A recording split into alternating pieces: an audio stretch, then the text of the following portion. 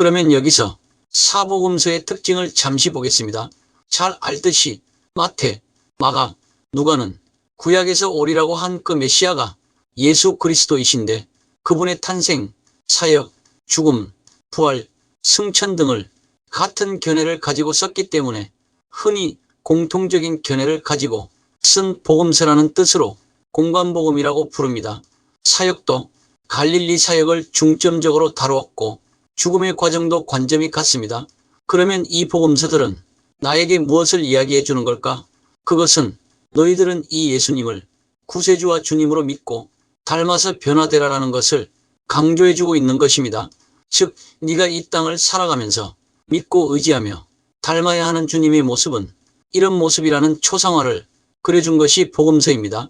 그래서 너희는 복음서와 사도행전을 통해서 주님의 이러한 모습을 담고 서신서를 읽고 이렇게 변화되어라라는 것입니다. 그래서 서신서는 변화되어라라는 권명과 명령이 많이 나옵니다. 이것을 거꾸로 이야기하면 서신서가 말해주는 것은 너희는 예수님을 믿고 닮아서 변화되어야 하는데 그 믿고 닮아서 변화되어야 하는 예수님의 모습이 바로 복음서에서 말씀하는 이 모습이다라는 것입니다. 결국 사복음서는 마태, 마가, 누가, 요한을 통해서 성도들이 닮아 변화되어야 하는 예수님의 모습을 그려주고 있는 것입니다. 그러면 내가 닮아 변화되어야 하는 그분의 모습은 어떤 모습일까? 먼저 마태복음 하면 왕으로 오신 주님을 그려주고 있기 때문에 이것을 천국복음서라고 말합니다. 그래서 베드로 사도는 예수 믿는 사람들을 너희는 택하신 족속이요 왕같은 제사장들이요 거룩한 나라요 그의 소유가 된 백성이다라고 말했던 것입니다.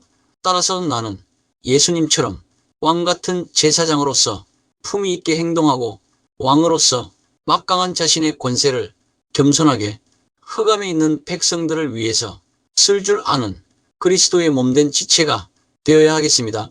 만약 마태복음이 없었다면 어떤 일이 일어났을까? 아마 우리는 천국에 대해서는 전혀 알지를 못했을지도 모릅니다. 구약의 백성들은 천국, 지옥에 대한 개념이 없었습니다.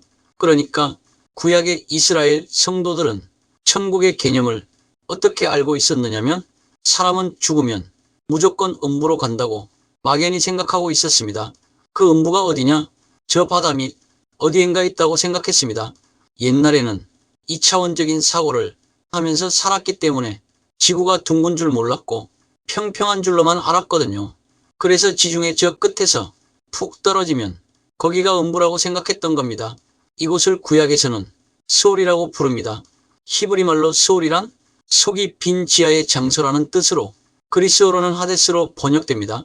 즉 스올과 하데스는 같은 말로 보이지 않는 상태 또는 죽은 사람이 영과 혼이 몸의 죽음과 부활 사이의 기간에 거하는 장소라는 의미가 있습니다. 결국 구약 시절에는 죽으면 스올로 간다고 생각했습니다. 그래서 다윗은 자기 아들 솔로몬에게 유언을 남길 때 내가 이제 세상 모든 사람이 가는 길로 가게 되었노니 너는 힘써 대장부가 되고 해서 보듯이 죽으면 예수님을 믿든 안 믿든 하나님을 인정하든 안 하든 모든 사람이 가는 길로 간다고 했지 천국으로 간다라고 하지 않았습니다. 그렇게도 하나님을 사모했고 그렇게도 하나님을 찬양했고 천국의 모습을 보았던 그 다윗이었지만 죽을 때 모든 사람이 가는 길로 나도 간다라고 말을 했던 것입니다.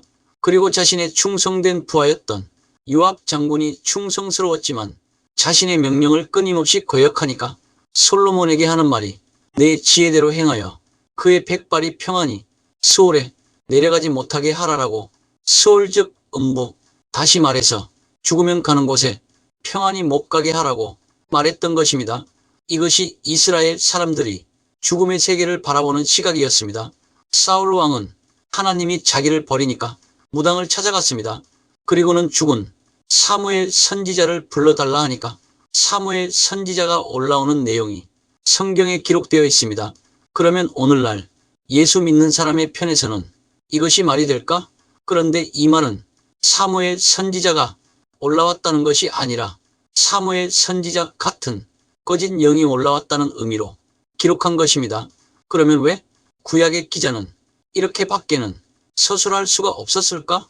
여기서 잠시 천국과 지옥으로 이동하는 방법에 대해 살펴볼까 합니다. 우리가 천국과 지옥으로 이동하는 방법은 첫째는 죽음을 통해서이고 둘째는 예수님께서 재림하실 때입니다. 첫째, 죽음을 통한 경우를 보면 아마 이건 마지막 날에 유효할 것으로 보입니다. 바울 사도 말에 따르면 우리가 죽을 때 영과 혼이 합일화가 된 영적인 몸을 취하게 된다고 합니다. 만일 땅에 있는 우리의 장막집이 무너지면 하나님께서 지으신 집, 곧 손으로 지은 것이 아니요 하늘에 있는 영원한 집이 우리에게 있는 줄 아느니라. 물론 이 영과 혼이 합일화가 된 영적인 몸은 임시처소라고 할 수 있습니다. 그렇더라도 영화 즉 부활체의 상태와 매우 닮았다고 할 수 있습니다. 이것은 우리가 하늘에 기록된 장자들의 모임과 교회와 만민의 심판자이신 하나님 앞에 설 것이기 때문입니다. 결국 죽음 이후 영과 혼이 합일화가 된 영적인 몸이 영화의 상태와 같은 이유는 그 몸에 더 이상 죄가 없기 때문입니다. 다시 말해서 천국에서는 죄가 없으므로 우리 영적인 몸 역시 죄가 없습니다. 물론 이 몸은 우리가 취하게 될 최종적인 몸은 아닙니다. 우리의 최종적인 몸은 영과 육이 다 있습니다. 그래서 그것을 영체, 즉 영과 육이라고 합니다. 아무튼 죽는 순간 우리는 영과 혼이 합일화가 된 영적인 몸을 얻어 임시천국, 엄밀히 말해서 낙원에 머무르게 된다는 것입니다. 예수님께서 변화산에서 영화롭게 변화되셨을 때 양옆에 모세와 엘리야가 나타났던 것은 천국에 거하는 이들은 서로 알아볼 수 있는 형체, 즉 몸으로 존재하고 있음을 알려주는 것입니다. 그러면 이것을 내 신앙생활에 적용해 보겠습니다. 나는 이 세상을 살다가 떠난 친구나 내 사랑하는 가족들이 지금 내가 알아볼 수 있는 형상으로 온전해진 영과 혼이 합일화가 된 영적인 몸으로 임시천국 즉 엄밀히 말해 낙원에 거하고 있는 것은 물론 나 또한 이 땅을 결별하는 날 그와 같은 형상으로 임시천국에서 살아가게 될 것입니다. 다시 말해서 영과 혼이 합일화가 된 영적인 몸만 가지고 거하는 이때의 천국은 임시처소에 해당합니다. 무슨 말이냐면 주님은 오른쪽에 달려 십자가에 죽어가고 있는 강도에게 내가 진실로 내게 이르노니 오늘 내가 나와 함께 낙원에 있으리라고 말씀하셨습니다. 이 말은 그가 이제 곧 낙원에서 하나님의 임재 안에 머물러 있게 된다는 말입니다. 여기서 말하는 낙원이 바로 죽은 성도들의 영과 혼이 합일화가 된 영적인 몸이 거하는 임시처소인 임시천국을 말합니다. 즉 낙원은 천국의 임시처소입니다. 아브라함, 이삭, 야곱, 요셉, 모세가 수천 년 동안 그곳에 머물고 있고 마틴 루터, 존 칼빈, 조나단 에즈워즈, 존 웨슬리, 조지 휘필드 같은 사람들도 수백 년 동안 그곳에 머물고 있으며 나의 믿음의 친척, 지인과 내가 알고 있는 성도들도 지금 그곳에 머물고 있습니다. 결국 낙원은 임시처소일 뿐입니다. 지금 이 순간도 그들은 이곳에 머물고 있습니다. 즉 그들은 의식이 있는 상태에서 고통 없이 주님의 임재를 만끽하고 있는 것입니다. 정리하면 죽는 순간 우리는 예수님의 임재 안으로 들어가게 된다는 말입니다. 둘째, 예수님께서 재림하실 마지막 날 우리는 최종적인 처소에 들어가게 됩니다. 이때 비로소 우리는 부활체를 입게 됩니다. 보라 내가 너희에게 비밀을 말하노니 우리가 다 잠잘 것이 아니오 마지막 나팔의 순식간에 홀연히 다 변화되리니 나팔 소리가 나매 죽은 자들이 썩지 아니할 것으로 다시 살아나고 우리도 변화되리라. 예수님께서는 다음과 같이 말씀하셨습니다. 이를 놀랍게 여기지 말라. 무덤 속에 있는 자가 다 그의 음성을 들을 때가 오나니 선한 일을 행한 자는 생명의 부활로 악한 일을 행한 자는 심판의 부활로 나오리라. 그리고 성경은 구원받지 못한 사람들도 부활한다고 말하고 있습니다. 다만 이들의 부활체에 대한 언급은 없습니다. 결국 우리가 알 수 있는 것은 이 땅에 살았던 모든 사람이 부활하여 그리스도의 심판대에 선다는 것까지 알 뿐입니다. 사람이 태어나서 한 번 죽는 것은 정해진 이치이지만 그 후에는 반드시 심판이 있습니다. 그리고 화장을 한 사람이든 수장을 한 사람이든 시신을 땅에 묻은 사람이든 다시 말해서 구원받았든 안 받았든 상관없이 모든 사람의 육체를 창조주 하나님께서는 마지막 재림 때는 모두 부활시키십니다. 다만 예수님께서 다시 오시는 날 주께서 호령과 천사장의 소리와 하나님의 나팔 소리로 친히 하늘로부터 강림하시리니 그리스도 안에서 죽은 자들이 먼저 일어나고 그 후에 우리 살아남은 자들도 그들과 함께 구름 속으로 끌어올려 공중에서 주를 영접하게 하시리니 그리하여 우리가 항상 주와 함께 있으리라. 이 말씀에서 주와 함께라는 말은 예수님과 함께라는 뜻입니다. 즉 우리는 영원히 주 예수 그리스도의 임재 안에서 살게 됩니다. 그러면 구원받지 못한 사람들은 어떻게 되고 어디로 갈까? 마찬가지로 첫째, 이 땅에서 죽는 순간 예수님께서 부자와 나사로의 이야기를 빌리자면 죽는 순간 어떤 이는 복된 곳으로 어떤 이는 심판받는 곳으로 가게 됩니다. 거지 나사로는 죽어서 아브라함의 품에 안겼는데 여기서 말하는 아브라함의 품은 십자가에 달린 강도에게 허락된 낙원을 말합니다. 여기서 주님께서 아브라함을 언급하신 이유는 사도 개인의 논쟁 중에 설명하신 것처럼 족장들, 즉 아브라함, 이삭, 야곱 등이 죽은 채로 무덤 안에 머물러 있는 것이 아니라 낙원에서 지금 현재도 살아있다는 것을 알리시기 위함이었습니다.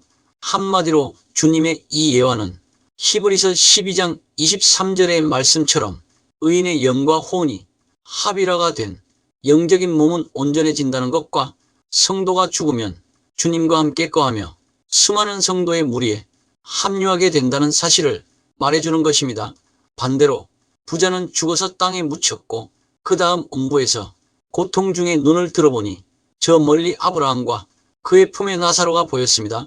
그러자 부자는 아브라함에게 구걸하듯 아버지 아브라함이여 나를 긍휼히 여기사 나사로를 보내어 그 손가락 끝에 물을 찍어 내 혀를 서늘하게 하소서.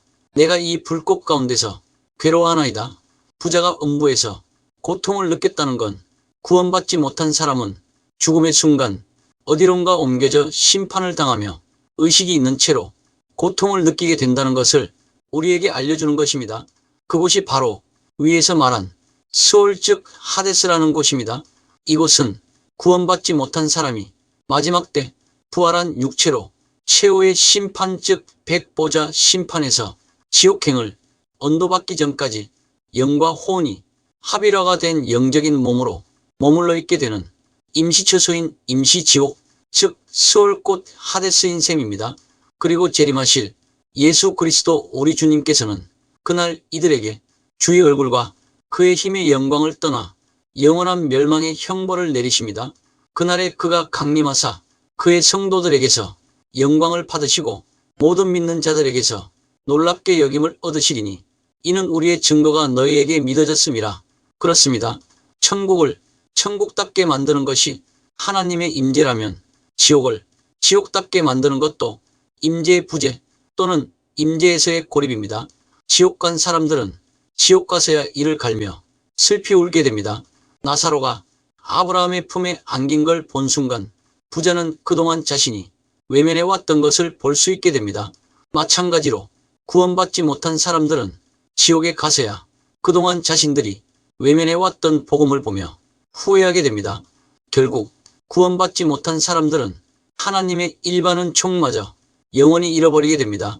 즉 이 땅에서는 구원받은 사람이나 구원받지 못한 사람이나 똑같이 햇빛과 비의 혜택을 누렸지만 하늘나라에서는 구원받지 못한 사람들은 결국 이 복마저 다음 시간에 마태복음에 대해 간단하게 좀 더 살펴보겠습니다. 많은 관심과 구독과 좋아요, 알림 설정은 영상 제작에 큰 힘이 됩니다. 감사합니다.